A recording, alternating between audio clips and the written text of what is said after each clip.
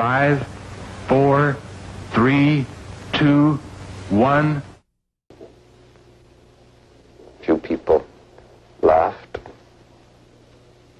Few people cried. Most people were silent.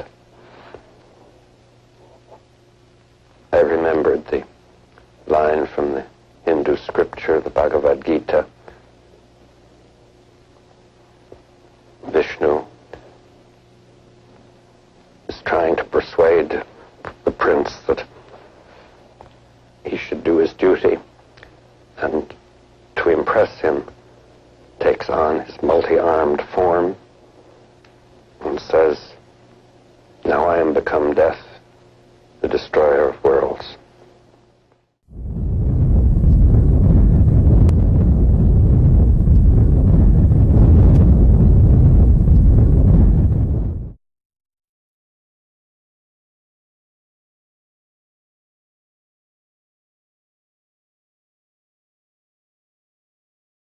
This was an attempt to destroy American military power in the Pacific before she could strike back. With unbelievable treachery and craftiness, Japan has attacked our territory and murdered American citizens. Japan began this war in treachery. We shall end it in victory.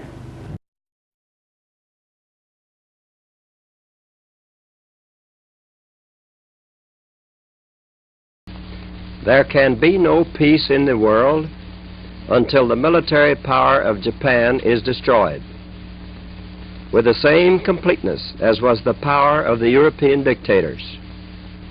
To do that, we are now engaged in a process of deploying millions of our armed forces against Japan in a mass movement of troops and supplies and weapons over 14,000 miles.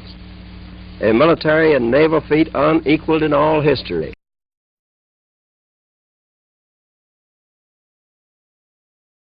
A short time ago, an American airplane dropped one bomb on Hiroshima and destroyed its usefulness to the enemy.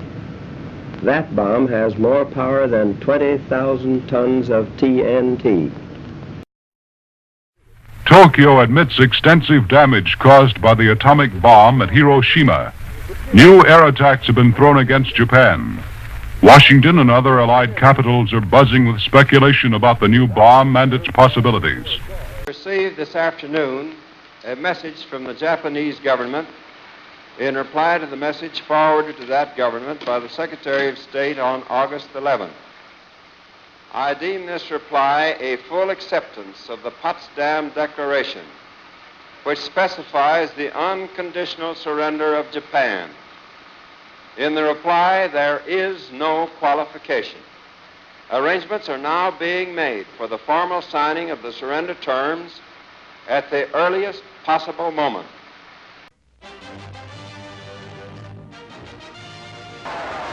3 months later, crowds gather in front of the White House, awaiting the announcement of Japan's surrender from President Harry S. Truman.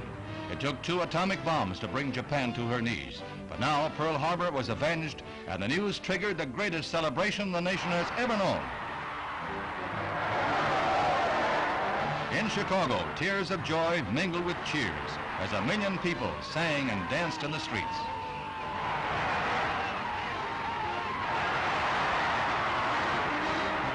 In Seattle, it was wine, women, and song, mostly song as serviceman and civilian threw dignity aside.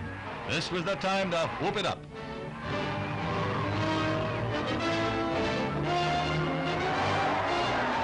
The Japanese emperor may have a white horse, but so did this Seattle serviceman.